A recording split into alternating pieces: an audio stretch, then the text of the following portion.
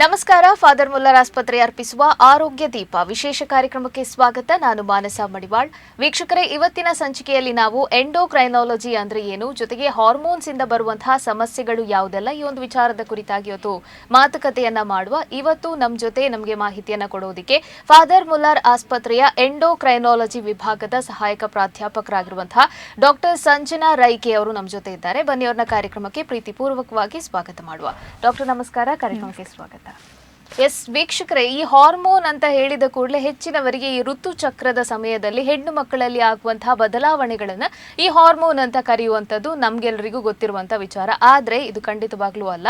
ನಮ್ಮ ಗಂಡಸರಾಗಿರ್ಲಿ ಹೆಂಗಸರಾಗಿರ್ಲಿ, ನಮ್ಮ ಕಂಪ್ಲೀಟ್ ದೇಹದ ರಚನೆ ಆಗಿರ್ಬೋದು, ಅಥವಾ ದೇಹದಲ್ಲಿ ಕಂಡು ಬರುವಂತಹ ಬದಲಾವಣೆಗಳಾಗಿರ್ಬೋದು, ಮೆದುಳಿನ ಬೆಳವಣಿಗೆ ಆಗಿರ್ಬೋದು, ದೇಹದ ಬೆಳವಣಿಗೆ ಆಗಿರ್ಬೋದು, ಸಂತಾನ ಉತ್ಪತ್ತಿ ಆಗಿರ್ಬೋದು, ಈ ಎಲ್ಲಾ ವಿಚಾರಗಳಲ್ಲಿ ಹಾರ್ಮೋನ್ ಒಂದು ಪ್ರಮುಖ ಭಾಗವಾಗಿ ತನ್ನ ಕೆಲಸವನ್ನ ಮಾಡುತ್ತೆ. ಸೊ ಹಾರ್ಮೋನ್ ನಲ್ಲಿ ಜಾಸ್ತಿ ಆಗುವಂಥದ್ದು ಕಡಿಮೆ ಆಗುವಂಥದ್ದು ಎರಡೂ ಆದ್ರೆ ಸಮಸ್ಯೆ ಕಟ್ಟಿಟ್ಟ ಬುತ್ತಿ. ಸೊ ಹಾರ್ಮೋನ್ಸ್ ಗಳ ಬಗ್ಗೆ ನಾವು ಮಾಹಿತಿಯನ್ನ ತಿಳ್ಕೊಂಡು, ಯಾವೆಲ್ಲ ಹಾರ್ಮೋನ್ಸ್ ಇನ್ನ ಮನುಷ್ಯನ ದೇಹದಲ್ಲಿ ಯಾವೆಲ್ಲ ಸಮಸ್ಯೆಗಳು ಬರುತ್ತೆ ಅಂತ ತಿಳ್ಕೊಂಡು ಅದಕ್ಕೆ ಸರಿಯಾದ ಚಿಕಿತ್ಸೆಯನ್ನ ಆನ್ ಟೈಮ್ ಅಲ್ಲಿ ಮಾಡ್ತಾ ಹೋದ್ರೆ ಬಹಳಷ್ಟು ಸಮಸ್ಯೆಗಳಿಂದ ನಮ್ಮನ್ನ ನಾವು ಕಾಪಾಡ್ಕೊಳ್ಬಹುದು. ಸೊ ಅದರ ಜೊತೆಗೆ ಈ ಹಾರ್ಮೋನ್ಸ್ ಅಂದ್ರೆ ಏನು, ಯಾವೆಲ್ಲ ರೀತಿಯಾದಂತಹ ಹಾರ್ಮೋನ್ಸ್ ಮನುಷ್ಯನ ದೇಹದಲ್ಲಿ ಇದೆ, ಜೊತೆಗೆ ಎಂಡೋಕ್ರೈನಾಲಜಿ ಅಂದ್ರೆ ಏನು, ಈ ಒಂದು ಸ್ಟಡೀಸ್ ಅಲ್ಲಿ ಯಾವೆಲ್ಲ ಕಾಯಿಲೆಗಳಿಗೆ ಚಿಕಿತ್ಸೆಯನ್ನ ಕೊಡಲಾಗುತ್ತೆ, ಎಲ್ಲ ವಿಚಾರವನ್ನ ಇವತ್ತು ನಾವು ಮಾತನಾಡುವ. So let us go to the doctor. Yes doctor, ನನ್ನ ಮೊದಲ ಪ್ರಶ್ನೆ. ಸೊ ಹೆಚ್ಚಿನವರಿಗೆ ಎಂಡೋಕ್ರೈನಾಲಜಿ ಅಂದ್ರೆ ಟಾಪಿಕ್ ಹೊಸತು, ಆ ಟರ್ಮ್ ಹೊಸತು. ಈಗ ಹಾರ್ಮೋನ್ಸ್ ಅಂತ ಗೊತ್ತಿರ್ಬೋದಷ್ಟು ಹೊರತು, ಅದು ಕೂಡ ಮೆನ್ಸ್ಟ್ರುವಲ್ ಟೈಮ್ ಅಲ್ಲಿ ಹೆಣ್ಮಕ್ಳಿಗೆ ಹಾರ್ಮೋನ್ ಚೇಂಜ್ ಆಗುತ್ತಪ್ಪ ಅಂತ ಹೇಳ್ತಾರೆ ಅಷ್ಟೇ ಹೊರತು, ಹೆಚ್ಚಾಗಿ ಮೆಡಿಕಲ್ ಒಂದು ಫೀಲ್ಡ್ ಅಲ್ಲಿ ನೋಡೋದಾದ್ರೆ ಹೆಚ್ಚಿನವರಿಗೆ ಮಾಹಿತಿ ಇಲ್ಲ. ಸೊ ಎಂಡೋಕ್ರೈನಾಲಜಿ ಅಂದ್ರೆ ಏನು, ಅದರ ಜೊತೆಗೆ ಈ ಎಂಡೋಕ್ರೈನಾಲಜಿ ವಿಭಾಗದಲ್ಲಿ ಯಾವೆಲ್ಲ ಸಮಸ್ಯೆಗಳು ಕಾಣಿಸ್ಕೊಳ್ಳುತ್ತೆ ಅಂತ? ಸೊ ಎಂಡೋಕ್ರೈನಾಲಜಿ ಅಂತ ಹೇಳಿದ್ರೆ ನಮ್ಮ ಶರೀರದಲ್ಲಿ ಕೆಲವೊಂದು ಎಂಡೋಕ್ರೈನ್ ಗ್ಲ್ಯಾಂಡ್ಸ್ ಅಂತ ಇರುತ್ತೆ, ಗ್ರಂಥಿಗಳು. ಇಲ್ಲಿಂದ ಕೆಲವೊಂದು ರಾಸಾಯನಿಕ ದ್ರವ್ಯಗಳು ಉತ್ಪತ್ತಿ ಆಗಿಬಿಟ್ಟು ಅದು ನಮ್ಮ ರಕ್ತದಲ್ಲಿ ಸಂಚಾರ ಮಾಡಿ ನಮ್ಮದು ಇಡೀ ಬಾಡಿಯ ಎಲ್ಲ ಅಂಗಾಂಗಗಳಿಗೆ ಹೋಗಿ ಅದು ಯಾವ ಥರ ಕೆಲಸ ಮಾಡಬೇಕು, ಯಾವಾಗ ಕೆಲಸ ಮಾಡಬೇಕು, ಏನು ಕೆಲಸ ಮಾಡಬೇಕು, ಇದನ್ನೆಲ್ಲ ಡಿಸೈಡ್ ಮಾಡುವಂಥದ್ದು. ಸೊ ಇದನ್ನೆಲ್ಲ ನಾವು ಓದುವಂಥ ಬ್ರಾಂಚ್ಗೆ ನಾವು ಎಂಡೋಕ್ರೈನಾಲಜಿ ಅಂತ ಹೇಳ್ತೇವೆ. ರೈಟ್. ಸೊ ಇವಾಗ ಒಂದು ಎಂಡೋಕ್ರೈನಾಲಜಿಯಲ್ಲಿ ಯಾವೆಲ್ಲ ಒಂದು ಕಾಯಿಲೆಗಳು ಅಥವಾ ಸಮಸ್ಯೆಗಳಲ್ಲಿ ಮೆಡಿಸಿನ್ ಅನ್ನ ಕೊಡ್ತಾರೆ? ಸೊ ಯೂಶಲಿ ನಮ್ಮದು ಹಲವು ಗ್ರಂಥಿಗಳಿರುತ್ತೆ. ಇವಾಗ ಫಾರ್ ಎಕ್ಸಾಂಪಲ್ ನಮ್ಮದು ತಲೆ ಕೆಳಭಾಗದಲ್ಲಿ ಪಿಟ್ಯುಟರಿ ಗ್ರಂಥಿ ಅಂತ ಇರುತ್ತೆ. ಇಲ್ಲಿಂದ ಒಂದು 6-7 ವಿಭಾಗದ 6-7 ಥರದ ಹಾರ್ಮೋನ್ಸ್ ಉತ್ಪತ್ತಿ ಆಗುತ್ತೆ. ಸೊ ಇದರದ್ದು ಏನಾದರೂ ತೊಂದರೆ ಇದ್ದರೆ ಅಂಥದ್ರಲ್ಲಿ ಮೆಡಿಸಿನ್ಸ್ ಅಂದರೆ ಏನು ಹಾರ್ಮೋನ್ ನಮ್ಮ ಶರೀರದಲ್ಲಿ ನಾರ್ಮಲ್ ಆಗಿ ಉತ್ಪತ್ತಿ ಆಗ್ತಾ ಇಲ್ವೋ ಅದನ್ನು ನಾವು ಹೊರಗಡೆಯಿಂದ ಕೊಟ್ಟು ಅವ್ರದ್ದು ನಾರ್ಮಲ್ ಗಾತ್ರ, ಅವ್ರದ್ದು ನಾರ್ಮಲ್ ಬೆಳವಣಿಗೆ ಎಲ್ಲ ಆಗುವಂತೆ ನೋಡುವಂಥದ್ದು. ಮತ್ತು ನಮ್ಮದು ನೆಕ್ಸ್ಟ್ ಬಂದುಬಿಟ್ಟು ಥೈರಾಯ್ಡ್ ಗ್ಲ್ಯಾಂಡ್ ಅಂತ ಇದೆ, ಅಂದರೆ ನಮ್ಮ ಕತ್ತಿನ ಮುಂಭಾಗದಲ್ಲಿ ಇರುವಂಥದ್ದು. ಅದರಿಂದ ಕೆಲವು ಥೈರಾಯ್ಡ್ ಹಾರ್ಮೋನ್ಸ್ ಉತ್ಪತ್ತಿ ಆಗುತ್ತೆ. ಇದು ಮೇನ್ಲಿ ನಮ್ಮದು ಶಿಶುಗಳಲ್ಲಿ ಅವ್ರದ್ದು ನರದ ಬೆಳವಣಿಗೆ, ಅವ್ರ ಮೆದುಳಿನ ಬೆಳವಣಿಗೆ ಮತ್ತು ಅವರದ್ದು ಗ್ರೋತ್, ಅವ್ರದ್ದು ಮೆಚುರೇಷನ್, ಅದಕ್ಕೆಲ್ಲ ಹೆಲ್ಪ್ ಆಗುತ್ತೆ. ನೆಕ್ಸ್ಟ್ ಬಂದು ನಮ್ಮದು ಥೈರಾಯ್ಡ್ ಪಕ್ಕದಲ್ಲಿ ಪ್ಯಾರಾಥೈರಾಯ್ಡ್ ಅಂತ ಇದೆ. ಇದು ನಮ್ಮದು ಶರೀರದಲ್ಲಿ ಎಷ್ಟು ಕ್ಯಾಲ್ಶಿಯಂ ಇರುತ್ತೆ, ಎಷ್ಟು ಕ್ಯಾಲ್ಶಿಯಂ ಬೋನ್ ಒಳಗೆ ಹೋಗಬೇಕು, ಇದನ್ನೆಲ್ಲ ಡಿಸೈಡ್ ಮಾಡುತ್ತೆ. ನೆಕ್ಸ್ಟ್ ನಮ್ಮದು ಎಡ್ರಿನಲ್ ಗ್ಲ್ಯಾಂಡ್ ಅಂತ ಇರುತ್ತೆ. ಸೊ ಅದರಿಂದ ಕೆಲವೊಂದು ಸ್ಟ್ರೆಸ್ ಹಾರ್ಮೋನ್ಸ್, ಅವ್ರ ಒತ್ತಡದ ಹಾರ್ಮೋನ್ಸ್ ಪ್ರೊಡ್ಯೂಸ್ ಆಗುತ್ತೆ. ಸೊ ಅದರಲ್ಲೂ ಹಲವು ಕಾಯಿಲೆ ಬರ್ಬೋದು, ಅಂದರೆ ಒತ್ತಡದ ಹಾರ್ಮೋನ್ ಜಾಸ್ತಿ ಆಗುವಂಥದ್ದು ಅಥವಾ ತುಂಬ ಕಡಿಮೆ ಆಗುವಂಥದ್ದು ಅಂಥದ್ದೆಲ್ಲ. ನೆಕ್ಸ್ಟ್ ಪ್ಯಾಂಕ್ರಿಯಾಸ್ ಅಂತ ಇರುತ್ತೆ. ಇದರಿಂದ ನಮಗೆಲ್ಲರಿಗೂ ಗೊತ್ತಿದ್ದ ಹಾಗೆ ಇನ್ಸುಲಿನ್ ಉತ್ಪತ್ತಿ ಆಗುತ್ತೆ. ಇದರಿಂದ ಶುಗರ್, ಮಧುಮೇಹ ಕಾಯಿಲೆ ಬರುವಂಥ ರಿಸ್ಕ್ ಇರುತ್ತೆ. ಸೊ ಪ್ಯಾಂಕ್ರಿಯಾಸಿಂದ ಅದು ಡಯಾಬಿಟೀಸಲ್ಲೂ ಇವಾಗ ಟೈಪ್ 1 ಟೈಪ್ 2 ಅಂತ ಹೇಳ್ತೇವೆ. ಟೈಪ್ 1 ಅಂದರೆ ಸಣ್ಣ ಮಕ್ಕಳಲ್ಲಿ ಬರುವಂಥದ್ದು. ಸೊ ಅದು ಪ್ಯಾಂಕ್ರಿಯಾಸಿಂದ ಅಲ್ಲಿ ಇನ್ಸುಲಿನ್ ಉತ್ಪತ್ತಿ ಆಗುವಂತಹ ಏನು ಸೆಲ್ಸ್ ಇರುತ್ತಾ ಅದು ನಾಶವಾದರೆ ಯೂಶಲಿ ನಾವು ಟೈಪ್ 1 ಡಯಾಬಿಟೀಸ್ ಅಂತ ಹೇಳ್ತೇವೆ. ಅಂದರೆ ಅಂಥವರ ಶರೀರದಲ್ಲಿ ಇನ್ಸುಲಿನೇ ಇರೋದಿಲ್ಲ. ಮತ್ತು ನಾವು ಹೇಳೋದಂಥದ್ದು ಟೈಪ್ 2 ಡಯಾಬಿಟೀಸ್. ಟೈಪ್ 2 ಡಯಾಬಿಟೀಸ್ ಅಂದರೆ ಅಲ್ಲಿ ಇನ್ಸುಲಿನ್ ಉತ್ಪತ್ತಿ ನಾರ್ಮಲ್ ಮಾತ್ರದಲ್ಲಿ ಆಗುತ್ತೆ, ಬಟ್ ಇನ್ಸುಲಿನ್ಗೆ ನಮ್ಮ ಶರೀರ ಸ್ಪಂದಿಸೋದಿಲ್ಲ. ಅದನ್ನು ಇನ್ಸುಲಿನ್ ರೆಸಿಸ್ಟೆನ್ಸ್ ಅಂತ ಹೇಳ್ತೇವೆ. ಸೊ ಅದು ಟೈಪ್ 2 ಡಯಾಬಿಟೀಸ್. ಮತ್ತು ನಮ್ಮದು ಇವಾಗ ನಾನು ಎಡ್ರಿನಲ್ ಗ್ರಂಥಿ ಅಂತ ಹೇಳಿದೆ, ಅಲ್ಲಿ ಕೆಲವೊಮ್ಮೆ ಕುಶಿಂಗ್ ಸಿಂಡ್ರೋಮ್ ಅಂತ ಹೇಳ್ತೇವೆ. ಕುಶಿಂಗ್ಸ್ ಅಂದರೆ ಆ ಎಡ್ರಿನಲ್ ಗ್ರಂಥಿಯಲ್ಲಿ ಏನಾದರೂ ಟ್ಯೂಮರ್ ಥರ ಆಗಿ ನಮ್ಮದು ಸ್ಟ್ರೆಸ್ ಹಾರ್ಮೋನ್ಸ್ ಏನು ಇರಬೇಕಾ ಅದು ಜಾಸ್ತಿ ಲೆವೆಲಲ್ಲಿ ಬಂದರೆ ಆ ಟೈಮಲ್ಲಿ ಸಡನ್ ವೆಯ್ಟ್ ಗೇನ್ ಆಗೋದು, ಅಥವಾ ಹೊಟ್ಟೆಯಲ್ಲಿ ಕೆಂಪು ಪಟ್ಟಿ ಅದರ ಸ್ಟ್ರೆಚ್ ಮಾರ್ಕ್ಸ್ ಥರ ಬರೋದು, ಅವ್ರಿಗೆ ಫ್ರ್ಯಾಕ್ಚರ್ ರಿಸ್ಕ್, ಸಣ್ಣ ವಯಸ್ಸಲ್ಲೇ BP ಬರೋದು, ಸಣ್ಣ ವಯಸ್ಸಲ್ಲಿ ಪಿರಿಯಡ್ಸ್ ತೊಂದರೆ ಶುರು ಆಗೋದು, ಅಥವಾ ಇನ್ಫರ್ಟಿಲಿಟಿ ಅಂದರೆ ಮಕ್ಕಳಾಗದೇ ಇರೋದು, ಇದೆಲ್ಲ ತೊಂದರೆ ಕಾಣಿಸ್ಕೊಳ್ಬೋದು. ಮತ್ತು ಕೆಲವೊಂದು ಎಡ್ರಿನಲ್ ಗ್ರಂಥಿಯಲ್ಲೂ ಕೆಲವೊಂದು ಬೇರೆ ಥರದ ಹಾರ್ಮೋನ್ಸ್ ಇರುತ್ತೆ, ಅದರಲ್ಲಿ ಸಣ್ಣ ವಯಸ್ಸಲ್ಲಿ BP ಬರುವಂಥದ್ದು ಅದು ರಿಸ್ಕ್ ಇರ್ಬೋದು. ನೆಕ್ಸ್ಟ್ ನಮ್ಮದು ಇವಾಗ ಥೈರಾಯ್ಡ್ ಹಾರ್ಮೋನ್ ಅಂತ ಏನು ಹೇಳಿದ್ನೋ ಅದರಲ್ಲಿ ಕೆಲವೊಮ್ಮೆ ನಮ್ಮದು ಥೈರಾಯ್ಡ್ ಗ್ಲ್ಯಾಂಡ್ ತುಂಬ ಕಡಿಮೆ ಕೆಲಸ ಮಾಡ್ಬೋದು.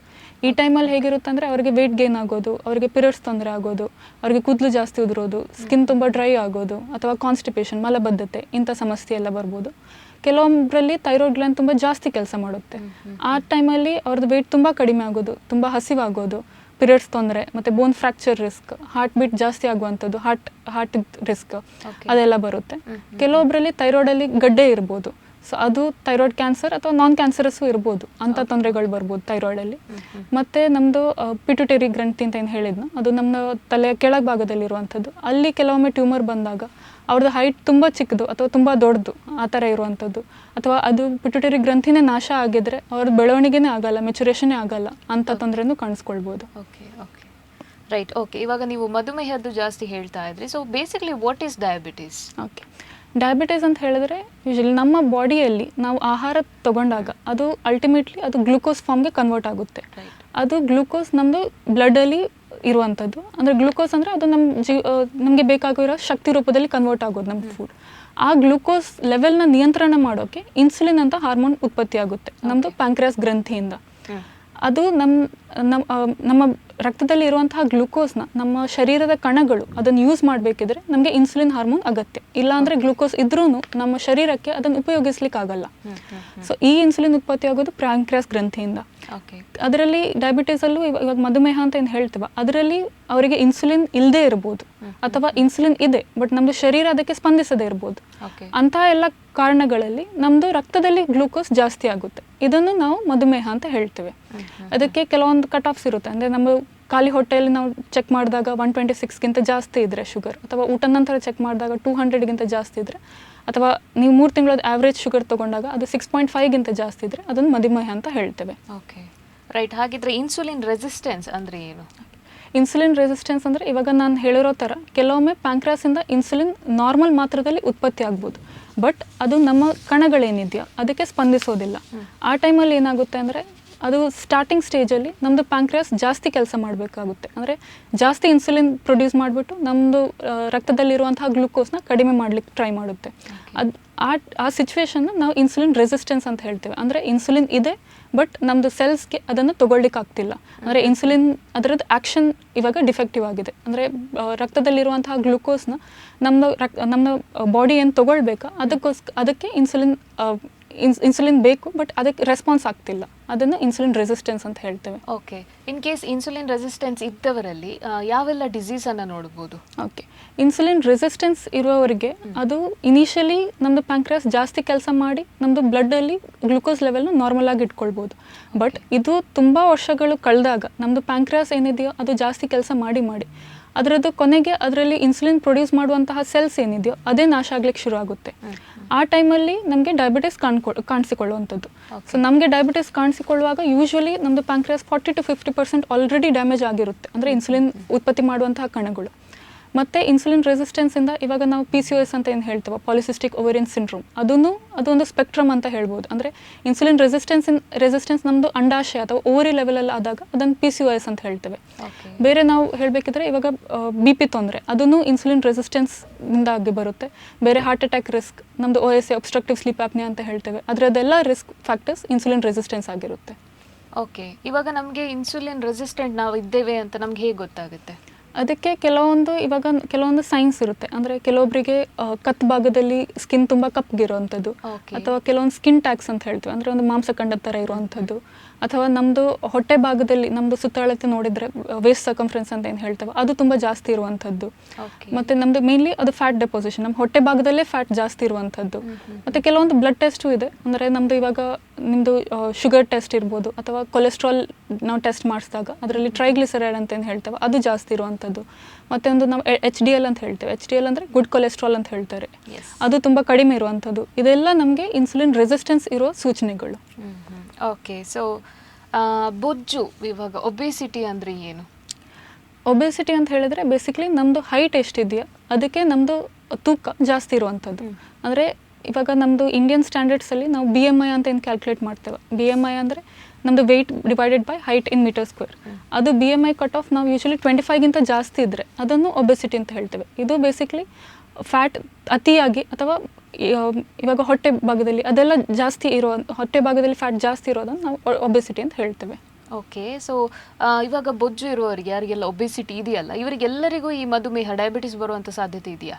ಇಲ್ಲ, ಎಲ್ರಿಗೂ ಬೊಜ್ಜು ಇದ್ದರೆ ಎಲ್ರಿಗೂ ಡಯಾಬಿಟಿಸ್ ಬರುತ್ತೆ ಅಂತಲ್ಲ.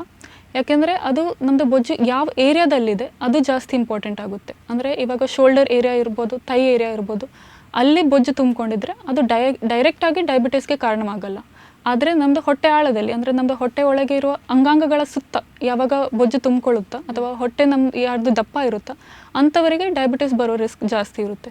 ನಾವು ಇದರಲ್ಲಿ ಒಂದೊಂದು ಟರ್ಮ್ ಅಂದರೆ ಮೆಟಬಾಲಿಕ್ಲಿ ಹೆಲ್ದಿ ಒಬೀಸ್ ಅಂತ ಹೇಳ್ತೀವಿ. ಅಂದರೆ ಅವರು, ನೀವು ಅವರ ಹೈಟ್ ವೆಯ್ಟ್ ನೋಡಿದರೆ ಅವರು ಒಬೆಸ್ ಇದ್ದಾರೆ, ಅಂದರೆ ಅವ್ರದ್ದು ವೆಯ್ಟ್ ಜಾಸ್ತಿ ಇದೆ, ಬಟ್ ಅವ್ರು ಮೆಟಬಾಲಿಕ್ಲಿ ಹೆಲ್ದಿ. ಅಂದರೆ ನೀವು ಬ್ಲಡ್ ಟೆಸ್ಟ್ ಮಾಡಿಸಿದ್ರೆ ಅಥವಾ ಅವ್ರದ್ದು ಬೇರೆ ಓವರ್ ಆಲ್ ಹೆಲ್ತ್ ನೋಡಿದರೆ ಅದೆಲ್ಲ ನಾರ್ಮಲ್ ಇರುತ್ತೆ. ಬಟ್ ಇಂಡಿಯನ್ಸಲ್ಲಿ ಬೊಜ್ಜು ಇದ್ದು ಅವ್ರು ಹೆಲ್ದಿ ಇರೋವಂಥ ಸ್ಟೇಟ್ ಸ್ವಲ್ಪ ಕಡಿಮೆ. Okay, right. ಇವಾಗ ತೆಳ್ಳಗಿನ ವ್ಯಕ್ತಿಗೆ ಬೊಜ್ಜು ಇರುತ್ತೆ, ಕೆಲವೊಂದ್ಸಲ ಹೊಟ್ಟೆ ಭಾಗದಲ್ಲಿ ಮಾತ್ರ ಇರುತ್ತೆ, ಬಟ್ ಅವರನ್ನ ನೋಡಿದರೆ ತುಂಬ ತೆಳ್ಳಗಿರ್ತಾರೆ, ತುಂಬ ಸಪೂರ ಇರ್ತಾರೆ. ಸೊ ಇಂಥವರಿಗೆ ಶುಗರ್ ಬರುವಂಥ ಸಾಧ್ಯತೆ ಇದೆಯಾ? ಎಸ್, ಇದು it's a very good question. ಯಾಕೆಂದರೆ ತುಂಬ ಪೇಷಂಟ್ಸ್ ನಮ್ಮದು ಅವ್ರು ಕೇಳ್ತಾರೆ, ನಾವು ತುಂಬ ತೆಳ್ಳಗಿದ್ವಿ, ನಮಗೇನು ಏನಕ್ಕೆ ಶುಗರ್ ಬಂತು ಅಂತ. ಸೊ ಮೇಯ್ನ್ ನಿಮ್ಮದು ನಾನು ಹೇಳಿದ ಹಾಗೆಯೇ ಬೊಜ್ಜು ಎಲ್ಲಿದೆ ಅದು ಇಂಪಾರ್ಟೆಂಟ್. ನೀವು ನೋಡ್ಲಿಕ್ಕೆ ತುಂಬ ಸಣ್ಣದಿರ್ಬೋದು, ಬಟ್ ನಿಮ್ಮ ಹೊಟ್ಟೆ ಭಾಗದಲ್ಲಿ ಬೊಜ್ಜು ಜಾಸ್ತಿ ಇದ್ದರೆ, ಹೊಟ್ಟೆ ದಪ್ಪ ಇದ್ದರೆ, ಆವಾಗಲೂ ನಿಮ್ಮದು ಶುಗರ್ ರಿಸ್ಕ್ ಜಾಸ್ತಿ ಇರುತ್ತೆ. ಇನ್ನೊಂದು ಏನಂದರೆ ನಮ್ಮದು ಮಸಲ್ ಮಾಸ್, ಅಂದರೆ ಮಾಂಸಖಂಡ, ಅದರದ್ದು ವೆಯ್ಟ್ ಎಷ್ಟಿದೆ. ತೆಳ್ಳಗೆದ್ದು ನಿಮ್ಮದು ಮಾಂಸಖಂಡನೂ ಕಡಿಮೆ ಇದ್ದರೆ ಅಂಥವರಿಗೂ ಶುಗರ್ ರಿಸ್ಕ್ ಜಾಸ್ತಿ ಇರುತ್ತೆ. ಯಾಕೆಂದರೆ ರಕ್ತದಲ್ಲಿರುವಂತಹ ಗ್ಲೂಕೋಸ್ ಮೇಯ್ನ್ಲಿ ನಮ್ಮದು ಮಾಂಸಖಂಡದಲ್ಲಿ ಅದು ಯೂಸ್ ಆಗುವಂಥದ್ದು. ಸೊ ಮಾಂಸಖಂಡನೇ ಕಡಿಮೆ ಇದ್ದಾಗ ನಮಗೆ ಡಯಾಬಿಟಿಸ್ ರಿಸ್ಕ್ ಜಾಸ್ತಿ ಇರುತ್ತೆ. ಇನ್ನೊಂದು ಏನಂದರೆ ಜೆನೆಟಿಕ್. ಇವಾಗ ನಮ್ಮದು ತಂದೆ ತಾಯಿಯಲ್ಲಿ ಒಬ್ಬರಿಗೆ ಯಾರಿಗಾದರೂ ಡಯಾಬಿಟಿಸ್ ಇದ್ದರೆ ನಮ್ಮದು ಡಯಾಬಿಟಿಸ್ ರಿಸ್ಕ್ 3 ಪಟ್ಟು ಜಾಸ್ತಿ ಆಗುತ್ತೆ. ಅಂದರೆ ಆಲ್ಮೋಸ್ಟ್ 30 to 40% ರಿಸ್ಕ್ ಇರುತ್ತೆ. ಅದರಲ್ಲಿ ಇಬ್ಬರಿಗೂ ಡಯಾಬಿಟಿಸ್ ಇದ್ದರೆ ಆಲ್ಮೋಸ್ಟ್ 5 times ಜಾಸ್ತಿ ಆಗುತ್ತೆ. ಅಂದರೆ ಒಂದು 50 to 70% ರಿಸ್ಕ್ ಬರುತ್ತೆ. ಸೊ ಹಾಗಾಗಿ ಜೆನೆಟಿಕಲಿ ಯಾರು ಪ್ರಿಡಿಸ್ಪೋಸ್ಡ್ ಇರ್ತಾರ, ಅಂದರೆ ಪೇರೆಂಟ್ಸ್ಗೆ ಯಾರಿಗೆ ಡಯಾಬಿಟಿಸ್ ಇದೆ, ಸಿಬ್ಲಿಂಗ್ಸಿಗಿದೆ, ಅಂಥವರಿಗೆ ಅವ್ರು ತೆಳ್ಳಗಿದ್ರು ಅವರಿಗೆ ಡಯಾಬಿಟಿಸ್ ಬರೋ ರಿಸ್ಕ್ ಜಾಸ್ತಿ. ಬಟ್ ಓವರ್ ಆಲ್ ಇಂಡಿಯನ್ಸಲ್ಲೇ, ನಮ್ಮ ಸೌತ್ ಈಸ್ಟ್ ಏಷ್ಯನ್ಸ್ ಅಥವಾ ಇಂಡಿಯನ್ಸಲ್ಲಿ ಡಯಾಬಿಟಿಸ್ ರಿಸ್ಕ್ ಜಾಸ್ತಿನೇ. ಓಕೆ, ಸೊ ಇವಾಗ ಹೆಣ್ಮಕ್ಳಿಗೆ ಬಹುಶಃ ಬೇಕಾದಂಥ ಟಾಪಿಕ್ PCOS. ಸೊ ಈ PCOS ಅಂದರೆ ಏನು ಡಾಕ್ಟರ್? ಓಕೆ, PCOS ಅಂದರೆ ಪಾಲಿಸಿಸ್ಟಿಕ್ ಒವೇರಿಯನ್ ಸಿಂಡ್ರೋಮ್. ಇದು ನಾನು ಆವಾಗಲೇ ಹೇಳಿದ ಹಾಗೆ ಇನ್ಸುಲಿನ್ ರೆಸಿಸ್ಟೆನ್ಸ್ ಅಂಡಾಶಯದ ಲೆವೆಲಲ್ಲಿ ಆಗುವಂಥದ್ದು. ಇಂಥವರಲ್ಲಿ ಏನಾಗುತ್ತೆ ಅಂದರೆ ನಮ್ಮದು ಸ್ತ್ರೀಯರಲ್ಲಿ ಇರುವಂತಹ ಈಸ್ಟ್ರೋಜನ್ ಹಾರ್ಮೋನ್ ಏನಿದೆಯೋ ಅದ್ರ ಬದಲು ನಮ್ಮದು ಗಂಡಸರಲ್ಲಿರುವಂತಹ ಟೆಸ್ಟೋಸ್ಟೆರೋನ್ ಹಾರ್ಮೋನ್ಸ್ ಇವರಲ್ಲಿ ಸ್ವಲ್ಪ ಜಾಸ್ತಿ ಆಗುತ್ತೆ. ಇವಾಗ ಸ್ತ್ರೀಯರಲ್ಲಿ ಟೆಸ್ಟೋಸ್ಟೆರೋನ್ ಹಾರ್ಮೋನ್ ಇರೋದೇ ಇಲ್ಲ ಅಂತಲ್ಲ, ನಾರ್ಮಲ್ ಆಗಿರುತ್ತೆ, ಬಟ್ ತುಂಬ ಕಡಿಮೆ ಮಾತ್ರದಲ್ಲಿರುತ್ತೆ. ಬಟ್ PCOS ಅಲ್ಲಿ ಯೂಶಲಿ ಟೆಸ್ಟೋಸ್ಟೆರೋನ್ ಹಾರ್ಮೋನ್ಸ್ ರಕ್ತದಲ್ಲಿ ಜಾಸ್ತಿ ಆಗುತ್ತೆ. ಓಕೆ, ಸೊ ಈ PCOS ಇದ್ದರೆ ಆ ಹೆಣ್ಮಗಳಲ್ಲಿ ಯಾವೆಲ್ಲ ನಾವು ಗುಣಲಕ್ಷಣಗಳನ್ನು ನೋಡ್ಬೋದು, ಸಿಂಪ್ಟಮ್ಸನ್ನು? PCOSನ ಮೇನ್ ಸಿಂಪ್ಟಮ್ ಅಂದರೆ ಅವರಿಗೆ ಪೀರಿಯಡ್ಸ್ ಸರಿಯಾಗದೇ ಇರುವಂಥದ್ದು, ತಿಂಗಳು ಮುಟ್ಟು ಬರೋದಿರುವಂಥದ್ದು. ಇವಾಗ ಅವರಿಗೆ 28 ಡೇಸಲ್ಲಿ ಅಂತ ಏನು ಹೇಳ್ತೇವೆ ಅದು 1.5 ತಿಂಗಳಿಗೆ ಬರ್ತಾ ಇದೆ, ಅಥವಾ ತುಂಬ ಟೈಮ್ ಆಗಿದ್ದು ಸಡನ್ ತುಂಬ ಟೈಮ್ ಅಂದರೆ ತುಂಬ ದಿವಸ ಬ್ಲೀಡಿಂಗ್ ಆಗ್ತಿದೆ, ಅಂಥ ರಿಸ್ಕ್ ಫ್ಯಾಕ್ಟರ್ಸ್, ಅಂಥ ಸಿಂಪ್ಟಮ್ಸ್ ಇರ್ಬೋದು. ಇನ್ನೊಂದು ಏನಂದರೆ ಮುಖದಲ್ಲಿ ಅನ್ವಾಂಟೆಡ್ ಹೇರ್ ಅಂತ ಹೇಳ್ತೇವೆ, ಅಂದರೆ ತುಂಬ ಜಾಸ್ತಿ ಹೇರ್ ಗ್ರೋತ್ ಇರುವಂಥದ್ದು. ಇಲ್ಲ ಅವ್ರದ್ದು ಸೇಮ್ ಇನ್ಸುಲಿನ್ ರೆಸಿಸ್ಟೆನ್ಸ್ ಫೀಚರ್ಸು ಇರ್ಬೋದು. ಅಂದರೆ ನಾನು ಹೇಳಿದ ಥರ ನೆಕ್ಕಲ್ಲಿ ಕಪ್ಪು ಸ್ಪಾಟ್ಸ್ ಇರುವಂಥದ್ದು, ಸ್ಕಿನ್ ಟ್ಯಾಗ್ ಇರುವಂಥದ್ದು, ವೆಯ್ಟ್ ಜಾಸ್ತಿ ಇರುವಂಥದ್ದು, ಇದೆಲ್ಲ ಇರುತ್ತೆ. ಇನ್ನೊಂದು ಕಾಮನ್ ಪ್ರಾಬ್ಲಮ್ ಅಂದರೆ ಇನ್ಫರ್ಟಿಲಿಟಿ, ಅವರಿಗೆ ಪ್ರೆಗ್ನೆಂಟ್ ಆಗಲಿಕ್ಕೆ ಸ್ವಲ್ಪ ಕಷ್ಟ ಆಗುವಂಥದ್ದು, ಅದೆಲ್ಲ PCOSಗಳ ಸಿಂಪ್ಟಮ್ಸ್. ರೈಟ್. ಓಕೆ, ಸೊ ಸಾಮಾನ್ಯವಾಗಿ ಈ ಥೈರಾಯ್ಡ್ ಬಗ್ಗೆ ಹೇಳೋದಾದರೆ, ಇದರಲ್ಲಿ ಬರುವಂತಹ ಒಂದು ಥೈರಾಯ್ಡ್ ಡಿಸಾರ್ಡರ್ಸ್ ಅಥವಾ ಡಿಸೀಸ್ ಬಗ್ಗೆ ಹೇಳೋದಾದರೆ ಏನು ಹೇಳ್ತೀರಿ? ಓಕೆ, ಥೈರಾಯ್ಡಲ್ಲಿ ಮೋಸ್ಟ್ ಕಾಮನ್ ಅಂದರೆ ಹೈಪೋಥೈರಾಯ್ಡ್ಸ್, ಅಂದರೆ ಥೈರಾಯ್ಡ್ ತುಂಬ ಕಡಿಮೆ ಕೆಲಸ ಮಾಡುವಂಥದ್ದು. ಓಕೆ, ಸೊ ಇದರಿಂದ ನಾನು ಹೇಳಿರೋ ಥರ ಇವಾಗ ಅದು ನಮಗೆ ಹುಟ್ಟುವವರಿಗಿಂತ ಸಾವಿನ ತನಕ ಅದು ಬೇಕು. ಪ್ರತಿಯೊಬ್ಬರಲ್ಲೂ ಅದರದ್ದು ಬೇರೆ ಬೇರೆ ರೀತಿಯಲ್ಲಿ ಅದು ಅದರದ್ದು ಮ್ಯಾನಿಫೆಸ್ಟೇಷನ್ ಇರುತ್ತೆ. ಇವಾಗ ಸಣ್ಣ ಮಕ್ಕಳಲ್ಲಿ, ಹುಟ್ಟಿದ ಮಕ್ಕಳಲ್ಲಿ ಥೈರಾಯ್ಡ್ ತೊಂದರೆ ಏನಾದರೂ ಇದ್ದರೆ ಅವ್ರದ್ದು ಬ್ರೈನ್ ಡೆವಲಪ್ಮೆಂಟ್ ಏನಿದೆಯೋ, ಅವ್ರದ್ದು ನರದ ಡೆವಲಪ್ಮೆಂಟ್ ಅದು ಎಫೆಕ್ಟ್ ಆಗುತ್ತೆ. ಸೊ ಅವ್ರದ್ದು ಬುದ್ಧಿಮಾಂದ್ಯತೆ ಇರ್ಬೋದು ಅಥವಾ ಹಿಯರಿಂಗ್ ಪ್ರಾಬ್ಲಮ್ ಅದೆಲ್ಲ ಬರ್ಬೋದು. ಮತ್ತು ಗ್ರೋಯಿಂಗ್ ಏಜಲ್ಲಿ ಇವಾಗ ಚಿಲ್ಡ್ರನ್, ಅವರ ಮಕ್ಕಳಲ್ಲಿ ನಾವು ನೋಡಿದಾಗ ಅವ್ರದ್ದು ಹೈಟ್ ತುಂಬ ಚಿಕ್ಕದಿರೋದು ಅಥವಾ ಅವರಿಗೆ ಅವ್ರು ಮೆಚೂರ್ ಆಗದೇ ಇರುವಂಥದ್ದು, ಅದೆಲ್ಲ ತೊಂದರೆ ಇರ್ಬೋದು. ಮತ್ತು ಟೀನೇಜರ್ಸಲ್ಲಿ ಪೀರಿಯಡ್ಸ್ ತೊಂದರೆ ಅಥವಾ ಫರ್ಟಿಲಿಟಿ, ಅವರು ಪ್ರೆಗ್ನೆಂಟ್ ಆಗಲಿಕ್ಕೆ ಕಷ್ಟ ಆಗುವಂಥದ್ದು, ಅವ್ರದ್ದು ವೆಯ್ಟ್ ಜಾಸ್ತಿ ಆಗೋದು, ಅವ್ರದ್ದು ಕೂದಲು ಜಾಸ್ತಿ ಉದುರೋದು, ಕಾನ್ಸ್ಟಿಪೇಷನ್, ಇಂಥದ್ದೆಲ್ಲ ತೊಂದರೆ ಬರ್ಬೋದು. ಇದು ನಮ್ಮ ಥೈರಾಯ್ಡ್ ಕಡಿಮೆ ಕೆಲಸ ಮಾಡಿದಾಗ. ಮತ್ತು ಹೈಪರ್ ಥೈರಾಯ್ಡ್ಸಮ್ ಅಥವಾ ಗ್ರೇವ್ಸ್ ಡಿಸೀಸ್ ಅಂತ ಹೇಳ್ತೀವಿ. ಅಂದರೆ ಇದು ಥೈರಾಯ್ಡ್ ಜಾಸ್ತಿ ಕೆಲಸ ಮಾಡ್ತಿದೆ, ಅದು ಎಷ್ಟು ಹಾರ್ಮೋನ್ಸ್ ಉತ್ಪತ್ತಿ ಆಗಬೇಕಾ ಅದರಿಂದ ಜಾಸ್ತಿ ಹಾರ್ಮೋನ್ಸ್ನ ಅದು ರಕ್ತಕ್ಕೆ ಹಾಕ್ತಿದೆ. ಸೊ ಇಂಥ ಕಂಡೀಷನಲ್ಲಿ ಅವರಿಗೆ ತುಂಬ ಹಸಿವಾಗೋದು, ಬಟ್ ಎಷ್ಟು ತಿಂದ್ರೂ ಅವ್ರದ್ದು ವೆಯ್ಟ್ ಜಾಸ್ತಿ ಆಗಲ್ಲ ಅಂಥದ್ದು, ವೆಯ್ಟ್ ತುಂಬ ಕಡಿಮೆ, ವೆಯ್ಟ್ ಲಾಸ್ ಆಗುವಂಥದ್ದು, ಅಥವಾ ಹಾರ್ಟ್ ಬೀಟ್ ಜಾಸ್ತಿ ಆದ ಹಾಗೆ ಆಗೋದು, ಕೈ ಶೇಕ್ ಆಗೋದು, ಅಥವಾ ಕೆಲವೊಬ್ರದ್ದು ನೀವು ನೋಡಿರ್ತಾರೆ ಕಣ್ಣು ತುಂಬ ಹೊರಗೆ ಬಂದ ಹಾಗೆ ಕಾಣೋದು, ಅಥವಾ ಕತ್ತಲ್ಲಿ ತುಂಬ ಗಾಯ್ಟರ್ ಅಂತ ಹೇಳ್ತೇವೆ, ಅಂದರೆ ಸ್ವೆಲ್ಲಿಂಗ್ ಥರ ಕಾಣೋದು, ಇಂಥದ್ದೆಲ್ಲ ತೊಂದರೆ ಇರ್ಬೋದು. ಮತ್ತು ಕೆಲವೊಬ್ಬರಿಗೆ ಥೈರಾಯ್ಡಲ್ಲಿ ನಾಡ್ಯೂಲ್ಸ್ ಅಂತ ಹೇಳ್ತೇವೆ, ಅಂದರೆ ಒಂದು ಸಣ್ಣದಾಗಿ ಗಡ್ಡೆ ಇರುವಂಥದ್ದು. ಸೊ ಅದು ಕಾಮನ್ ಕಂಡೀಷನ್ಸ್. ಮತ್ತು ಕೆಲವೊಬ್ಬರಲ್ಲಿ ಥೈರಾಯ್ಡ್ ಕ್ಯಾನ್ಸರೂ ಇರುತ್ತೆ, ಅದೂ ಒಂದು ಮೋಸ್ಟ್ ಕಾಮನ್ ಕಂಡೀಷನ್ ಆಫ್ ಇದು. ಅದರಲ್ಲಿ ನಮ್ಮದು ಥೈರಾಯ್ಡ್ ಗಡ್ಡೆಯಲ್ಲಿ ಎಲ್ಲ ಗಡ್ಡೆ ಕ್ಯಾನ್ಸರ್ ಅಂತಲ್ಲ, ಕೆಲವೊಂದು ನಾನ್ ಕ್ಯಾನ್ಸರಸ್ ಗಡ್ಡೆನೂ ಇರುತ್ತೆ, ಕೆಲವೊಂದು ಗಡ್ಡೆ ಅದು ಕ್ಯಾನ್ಸರ್ ಆಗಿ ಅದು ಬೋನ್ಗೆ ಹರಡುವಂಥದ್ದು ಅಂಥ ಸಾಧ್ಯತೆನೂ ಇರುತ್ತೆ. ಓಕೆ, ಸೊ ಬೈ ಬರ್ತಿಂದನೇ ಥೈರಾಯ್ಡ್ ಸಮಸ್ಯೆ ಬರೋದು ಸಾಧ್ಯ ಇದೆಯಾ? ಎಸ್, ಅದು ಪ್ರೆಗ್ನೆಂಟ್ ಏನಿರ್ತಾರ ಅವ್ರ ಥೈರಾಯ್ಡಿಂದಾಗಿ ಅವ್ರ ಮಗುವಿಗೆ, ಅಂದರೆ ಹೊಟ್ಟೆ ಒಳಗಿರುವಾಗಲೂ ಮಗುವಿಗೆ ಎಫೆಕ್ಟ್ ಆಗ್ಬೋದು. So by birth till death ಅದು ಎಲ್ಲೂ ಎಫೆಕ್ಟ್ ಆಗ್ಬೋದು. ಓಕೆ ಓಕೆ, ಸೊ ಇವಾಗ ಒಂದು ಹೆಲ್ದಿ ಬಾರ್ನ್ ಚೈಲ್ಡ್ ಆಗಿದ್ದು ಎಲ್ಲ ಪ್ರಾಬ್ಲಮ್ ಇಲ್ಲ ಅಂತ ಹೇಳಿದ ಮೇಲೆ ಕೂಡ ಸಡನ್ ಆಗಿ ಥೈರಾಯ್ಡ್ ಬರುತ್ತಾ? ಎಸ್, ಇವಾಗ ನಮ್ಮದು ಏನಿದೆ ಅಂತ ಹೇಳಿದ್ರೆ, ಇವಾಗ ಸ್ಕ್ರೀನಿಂಗ್ ಟೆಸ್ಟ್ಸ್ ಅಂತ ಮಾಡ್ತೇವೆ. ಅಂದರೆ ಹುಟ್ಟಿದ ತಕ್ಷಣ ಆಲ್ಮೋಸ್ಟ್ ಡೇ 3 ಆಫ್ ಲೈಫ್, ಹುಟ್ಟಿದ 3 ದಿವಸಕ್ಕೆ ಯೂಶ್ವಲಿ ಒಂದು ಬ್ಲಡ್ ಟೆಸ್ಟ್ ಮಾಡಿ ರೂಲ್ ಔಟ್ ಮಾಡ್ತೇವೆ, ಅಂದರೆ ಥೈರಾಯ್ಡ್ ತೊಂದರೆ ಇದೆಯಾ ಇಲ್ವಾ ಈ ಮಗುವಿಗೆ ಅಂತ. ಯಾಕೆಂದರೆ ಥೈರಾಯ್ಡಿಂದ ಅದರದ್ದು ಟ್ರೀಟ್ಮೆಂಟ್ ತುಂಬ ಈಸಿ. ಅಂದರೆ ಒಂದು ಮಾತ್ರೆ ಕೊಟ್ಟಿರೋದ್ರಲ್ಲಿ ಅದು ಅವ್ರದ್ದು ಬುದ್ಧಿಮಾಂದ್ಯತೆ ಇರ್ಬೋದು ಅಂತ ತುಂಬ ಸಮಸ್ಯೆಗಳನ್ನು ನಾವು ಕಡಿಮೆ ಮಾಡ್ಬೋದು. ಅವ್ರದ್ದು brain development usually first 3 years of life ಆಗುತ್ತೆ. ಸೊ ಆ ಟೈಮಲ್ಲಿ ನಾವು ಥೈರಾಯ್ಡ್ ಸರಿಯಾಗಿ ಟ್ರೀಟ್ಮೆಂಟ್ ಕೊಟ್ಟರೆ ಅವ್ರದ್ದು ತುಂಬ ಅದರಲ್ಲಿ ಬೆನಿಫಿಟ್ ಇರುತ್ತೆ. ಸೊ ಅದಕ್ಕೋಸ್ಕರ ಯೂಶಲಿ ಹುಟ್ಟಿದ ಮಕ್ಕಳಲ್ಲೂ ಡೇ 3 ಆಫ್ ಲೈಫ್ ನಾವು ಥೈರಾಯ್ಡ್ ಅಡ್ವೈಸ್ ಮಾಡ್ತೇವೆ, ಥೈರಾಯ್ಡ್ ಟೆಸ್ಟ್ ಮಾಡಿಸ್ಲಿಕ್ಕೆ. ಅದು ಯೂಶಲಿ ಇವಾಗ ತುಂಬ ಆಸ್ಪತ್ರೆಯಲ್ಲಿ ರುಟೀನ್ ಆಗಿ ಮಾಡ್ತಾರೆ. ಸೊ ಬೇರೆ ಇವಾಗ ನಾರ್ಮಲ್ ಬೇರೆ ಸಣ್ಣ ಮಕ್ಕಳಲ್ಲಿ ಅವ್ರದ್ದು ಹೈಟ್ ತುಂಬ ಬೇರೆ ಸ್ಕೂಲಲ್ಲಿ ಇರುವ ಮಕ್ಕಳಿಗಿಂತ ತುಂಬ ಕಡಿಮೆ ಇದ್ದರೆ, ಅಥವಾ ಅವರಿಗೆ ಮೋಷನ್ ಪ್ರಾಬ್ಲಮ್ ಇದ್ದರೆ, ಅಥವಾ ಅವರಿಗೆ ಪೀರಿಯಡ್ಸ್ ಆಗದೇ ಇದ್ದರೆ, ಮೆಚೂರ್ ಯಾವ ಏಜಲ್ಲಿ ಆಗಬೇಕು ಆ ಏಜಲ್ಲಿ ಆಗದಿದ್ದರೆ, ಇಂಥ ಎಲ್ಲ ಕಂಡೀಷನ್ಸ್ ಇದ್ದಾಗ ನಾವು ಸಸ್ಪೆಕ್ಟ್ ಮಾಡಿಬಿಟ್ಟು ನಾವು ಟಾರ್ಗೆಟೆಡ್ ಟೆಸ್ಟಿಂಗ್ ಮಾಡ್ತೇವೆ. Right, okay. ಸೊ ಇವಾಗ ಬೇರೆ ಬೇರೆ ಏಜ್ ಗ್ರೂಪಲ್ಲಿ ಥೈರಾಯ್ಡ್ ಬರುತ್ತೆ ಅಂತ ಹೇಳಿದ್ರಿ ಸಮಸ್ಯೆಗಳು. ಸೊ ಇವಾಗ ಸಣ್ಣ ಮಕ್ಕಳಲ್ಲಿರ್ಬೋದು ಅಥವಾ ಮಧ್ಯಮ ಏಜಲ್ಲಿರ್ಬೋದು, ಚೂರು ವಯಸ್ಸಾದ್ಮೇಲೆ, ಸೊ ಏಜ್ ಫ್ಯಾಕ್ಟರನ್ನು ಗಮನದಲ್ಲಿ ಇಟ್ಕೊಂಡು ಸಿಂಪ್ಟಮ್ಸ್ ಬಗ್ಗೆ ಮಾತನಾಡೋದಾದರೆ ಹೇಗೆ ವೇರಿಯೇಷನ್ ಇರುತ್ತಾ ಅಥವಾ ಸಿಂಪ್ಟಮ್ಸ್ ಎಲ್ಲ ಒಂದೇ ಇರುತ್ತಾ? ಇಲ್ಲ, ಸಿಂಪ್ಟಮ್ಸ್ ಬೇರೆ ಬೇರೆ ಇರುತ್ತೆ. ಯಾಕೆಂದರೆ ಥೈರಾಯ್ಡ್ ನಮ್ಮದು ಗ್ರೋಯಿಂಗ್ ಏಜಲ್ಲಿ ಅಥವಾ ಮಕ್ಕಳಲ್ಲಿ, ಹೊಸದಾಗಿ ಹುಟ್ಟಿರೋ ನವಜಾತ ಶಿಶುಗಳಲ್ಲಿ ಅಥವಾ ಮಕ್ಕಳಲ್ಲಿ ಅದು ತುಂಬ ಜಾಸ್ತಿ ಇಂಪಾರ್ಟೆಂಟ್. ಯಾಕೆಂದರೆ ಆ ಟೈಮಲ್ಲಿ ನಾನು ಹೇಳಿದ ಹಾಗೆ ಅವ್ರದ್ದು ಬ್ರೈನ್ ಗ್ರೋತ್ ಆಗುತ್ತೆ, ಅವ್ರದ್ದು ಸ್ಕೆಲಿಟಲ್ ಗ್ರೋತ್ ಅಂದರೆ ಅವ್ರ ಹೈಟ್, ಅವರು ವೇಟ್, ಅದೆಲ್ಲ ಜಾಸ್ತಿ ಇಂಪಾರ್ಟೆಂಟ್. ಮತ್ತು ಅವ್ರದ್ದು ಆ ಟೈಮಲ್ಲಿ ಅವ್ರದ್ದು ಮೆಚುರೇಷನ್ ಆಗುವಂಥದ್ದು, ಅಂದರೆ ಹುಡುಗಿಯರಲ್ಲಿ ಪೀರಿಯಡ್ ಸ್ಟಾರ್ಟ್ ಆಗುವಂಥದ್ದು ಅಥವಾ ಗಂಡಸರಲ್ಲಿ ಗಡ್ಡ ಮೀಸೆ ಬೆಳೆಯುವಂಥದ್ದು, ಅದೆಲ್ಲ ಗ್ರೋಯಿಂಗ್ ಏಜಲ್ಲಿ ಆಗುವಂಥದ್ದು. ಸೊ ಆ ಟೈಮಲ್ಲಿ ಥೈರಾಯ್ಡ್ ತೊಂದರೆ ಇದ್ದರೆ ಅವರಿಗೆ ಜಾಸ್ತಿ ಸಮಸ್ಯೆಗಳಾಗುತ್ತೆ. ಅದೇ ನಮ್ಮದು ಎಲ್ಲ ಡೆವಲಪ್ಮೆಂಟ್ ಆದ ನಂತರ ಆ ಟೈಮಲ್ಲಿ ಯೂಶಲಿ ಇವಾಗ ರಿಪ್ರೊಡಕ್ಟಿವ್ ಏಜ್, ಆ ಟೈಮಲ್ಲಿ ಪ್ರೆಗ್ನೆಂಟ್ಗೆ ಥೈರಾಯ್ಡ್ ತೊಂದರೆ ಬಂದು ಅದು ಟ್ರೀಟ್ಮೆಂಟ್ ಕೊಟ್ಟಿಲ್ಲ ಅಂತ ಹೇಳಿದ್ರೆ ಹೊಟ್ಟೆ ಒಳಗಿರುವ ಮಗುವಿಗೂ ಎಫೆಕ್ಟ್ ಆಗ್ಬೋದು. ಸೊ ಅದು ಇನ್ನೊಂದು ಕ್ರೂಷಿಯಲ್ ಪೀರಿಯಡ್.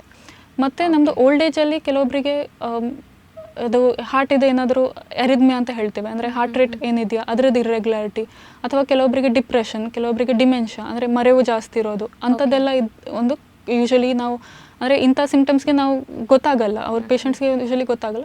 ಬಟ್ ಈ ಥರ ಸಿಂಪ್ಟಮ್ಸ್ ಎಲ್ಲ ಇದ್ದಾಗ ಥೈರಾಯ್ಡ್ ಟೆಸ್ಟ್ ಅವರಿಗೆ ಮಾಡಿಸ್ಬೇಕಾಗುತ್ತೆ. ಯೂಶಲಿ ನಾವು 35 ಇಯರ್ಸ್ ನಂತರ ಅಟ್ಲೀಸ್ಟ್ ಒನ್ಸ್ ಇನ್ 3 ಇಯರ್ಸ್ ಆ ಥರ ಥೈರಾಯ್ಡ್ ಟೆಸ್ಟ್ ಮಾಡಿಸ್ಲಿಕ್ಕೆ ರೆಕಮೆಂಡ್ ಮಾಡ್ತೇವೆ. ಓಕೆ, ಇವಾಗ ಹೈ ಬ್ಲಡ್ ಪ್ರೆಷರ್ ಯಾರಿಗಿರುತ್ತಲ್ಲ ಇವರಿಗೆ ಕೂಡ ಥೈರಾಯ್ಡ್ ಟೆಸ್ಟ್ ಮಾಡಿಸಿ ಅಂತ ಹೇಳ್ತಾರೆ. So is it required? ಅಂದರೆ ಯಂಗ್ ಏಜಲ್ಲಿ BP ಜಾಸ್ತಿ ಇದೆ ಅಥವಾ ಅವ್ರದ್ದು ಹಾರ್ಟ್ ಬೀಟ್ ಏನಿದೆ ಅದು ಇರ್ರೆಗ್ಯುಲರ್ ಆಗಿದೆ, ಆ ಥರ ಎಲ್ಲ ಇದ್ದಾಗ ನಾವು ಥೈರಾಯ್ಡ್ ಟೆಸ್ಟ್ ಆಲ್ವೇಸ್ ಮಾಡಲೇಬೇಕಾಗುತ್ತೆ. Yes, okay. ಸೊ ಈ ಒಂದು ಎಂಡೋಕ್ರೈನಾಲಜಿ ವಿಭಾಗದಲ್ಲಿ ಕ್ಯಾಲ್ಶಿಯಂ ಕೂಡ ಒಂದು ಟಾಪಿಕ್, ಅಂದರೆ ಈ ಒಂದು ಬೋನ್ ಡಿಸೀಸ್, ಮೂಳೆಗೆ ಸಂಬಂಧಪಟ್ಟಂಥ ಕಾಯಿಲೆಗಳನ್ನು ಕೂಡ ಎಂಡೋಕ್ರೈನಾಲಜಿ ವಿಭಾಗದಲ್ಲೇ ಚಿಕಿತ್ಸೆಯನ್ನು ಕೊಡ್ತಾರೆ. ಸೊ ಈ ಬಗೆಗೆ ಒಂದಷ್ಟು ಮಾಹಿತಿಯನ್ನು ಕಂಡುಕೊಳ್ಳುವ. So let us go back to the doctor. Yes doctor, ಇವಾಗ ಮೂಳೆ ಹಾಗೇನೆ ಕ್ಯಾಲ್ಶಿಯಂಗೆ ಸಂಬಂಧಪಟ್ಟಂತೆ ಎಂಡೋಕ್ರೈನಾಲಜಿ ವಿಭಾಗದಲ್ಲಿ ಚಿಕಿತ್ಸೆ ಕೊಡಲಾಗುತ್ತೆ. ಸೊ ಈ ಬಗ್ಗೆ ಹೇಳೋದಾದರೆ ಯಾವೆಲ್ಲ ರೀತಿಯಾದಂಥ ಬೋನ್ ರಿಲೇಟೆಡ್ ಸಮಸ್ಯೆಗಳು ಈ ಎಂಡೋಕ್ರೈನಾಲಜಿಯಲ್ಲಿ ಬರುತ್ತೆ?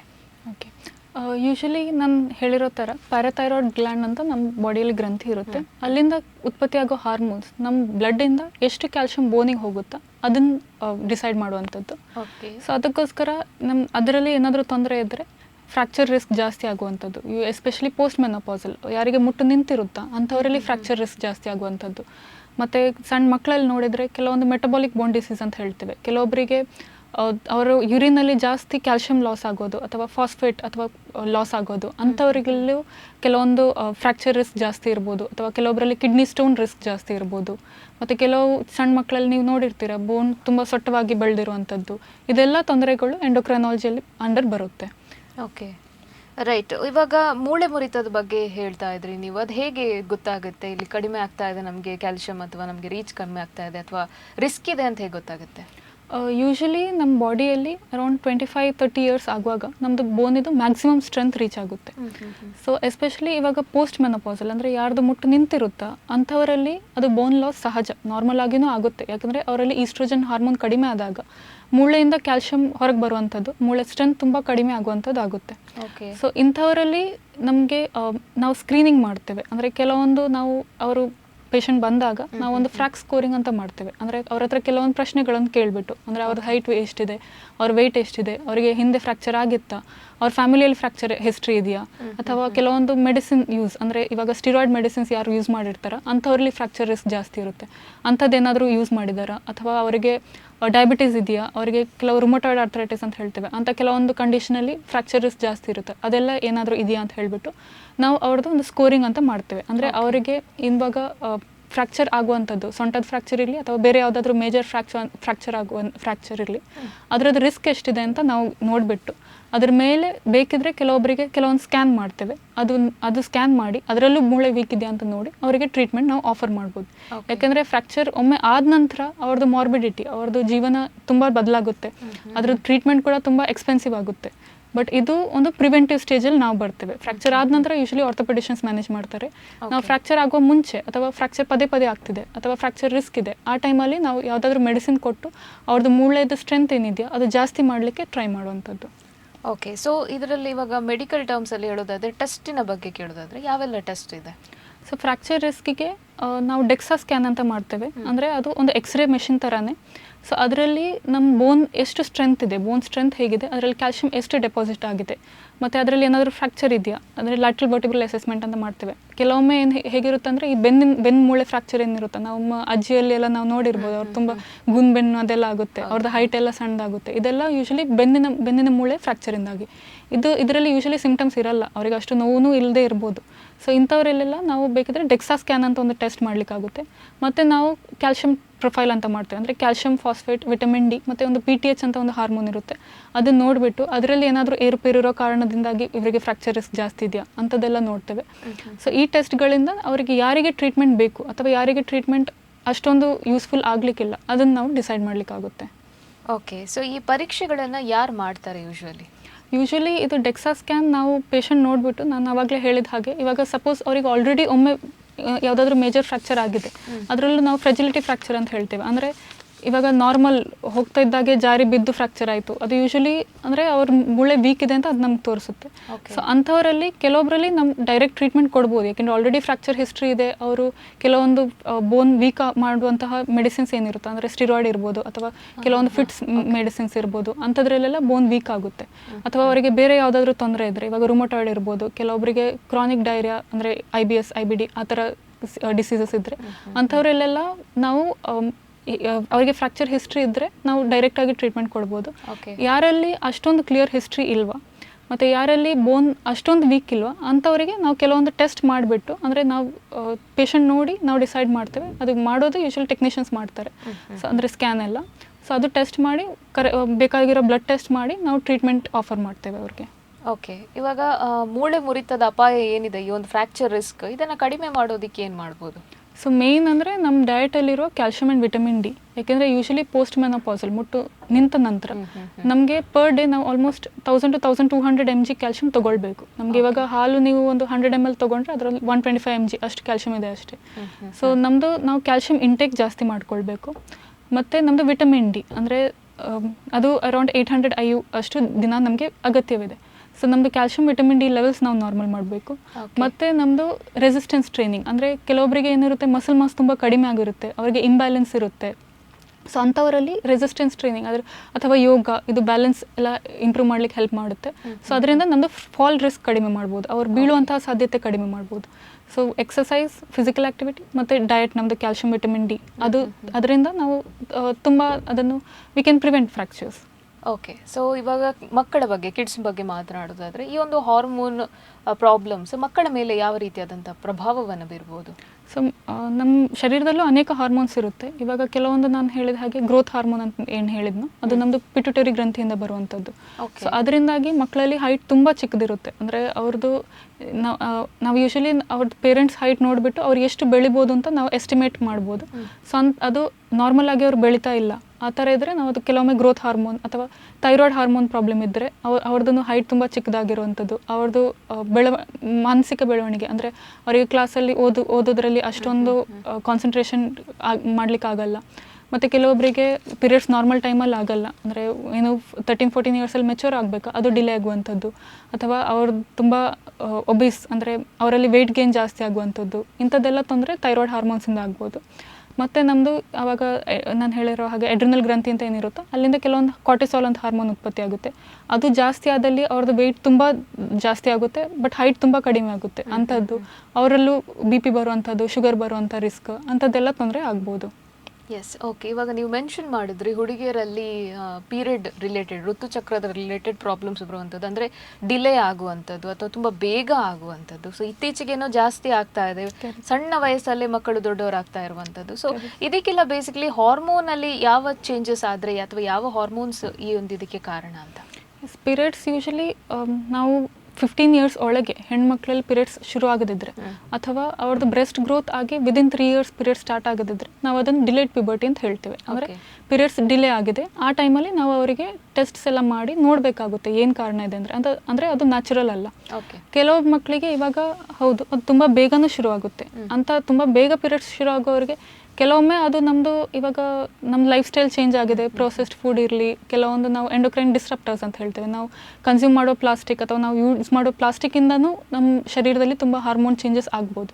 ಸೊ ಅಂಥ ಕಂಡೀಷನ್ಸ್ನೂ ಇರ್ಬೋದು. ಕೆಲವೊಬ್ಬರಿಗೆ ತಲೆಯಲ್ಲಿ ಟ್ಯೂಮರ್ ಇರ್ಬೋದು ಅಥವಾ ಓವರಿ ನಾನೇನು ಹೇಳಿದ್ನೋ ಅದ್ರದ್ದು ಟ್ಯೂಮರ್ ಇರ್ಬೋದು, ಅದರಿಂದನೂ ಪೀರಿಯಡ್ಸ್ ಬೇಗ ಆಗುವಂಥ ಚಾನ್ಸಸ್ ಇರುತ್ತೆ.